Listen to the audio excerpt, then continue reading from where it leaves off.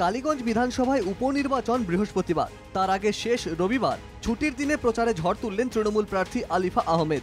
এদিন তৃণমূল প্রার্থীর সমর্থনে প্রচারে ছিলেন হুগলির তৃণমূল সাংসদ রচনা বন্দ্যোপাধ্যায়।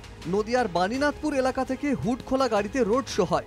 প্রচার থেকে এদিন রচনা দাবি করলেন দেশে একজনই দিদি নাম্বার ওয়ান, তিনি মমতা বন্দ্যোপাধ্যায়। মমতা বন্দ্যোপাধ্যায় একজনই আছেন দিদি নাম্বার ওয়ান, শুধু পশ্চিমবাংলায় না, সারা ভারতবর্ষে দিদি নাম্বার ওয়ান। রচনার এই মন্তব্যকে হাতিয়ার করে ময়দানে বিরোধীরা। এই রাজ্যে নারীদের নিরাপত্তা কোথায় বলুন? চারিদিকে খুন, ধর্ষণ আর রাহাজানি। মমতা ব্যানার্জির 1 নম্বর ক্যাডার হচ্ছে অনুব্রত মণ্ডল।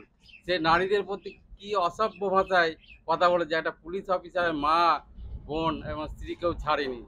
সেই যেহেতু মমতা ব্যানার্জির 1 নম্বর দিদি নাম্বার ওয়ান, দুর্নীতি দিদি নাম্বার ওয়ান, সন্ত্রাসে দিদি নাম্বার ওয়ান, ভোট চুরিতে দিদি নাম্বার ওয়ান, মিথ্যা কথায় দিদি নাম্বার ওয়ান। এটা যদি ওয়ান হয় আমরা মেনে নিলাম দিদি নাম্বার ওয়ান।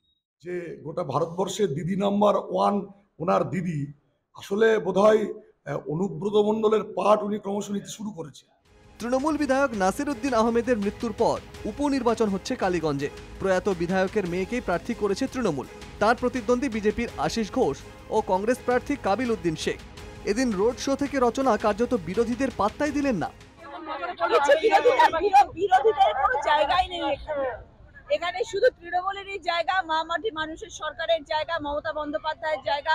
এবার এখান থেকে আলিফা আহমেদই জয়ী হবে। 19 জুন নদিয়ার কালীগঞ্জ বিধানসভায় উপনির্বাচন, 23 জুন উপনির্বাচনের ফল ঘোষণা। উপনির্বাচনের জন্য আসছে 14 কোম্পানি কেন্দ্রীয় বাহিনী। নদিয়া থেকে গোপাল বিশ্বাসের রিপোর্ট, NKTV বাংলা।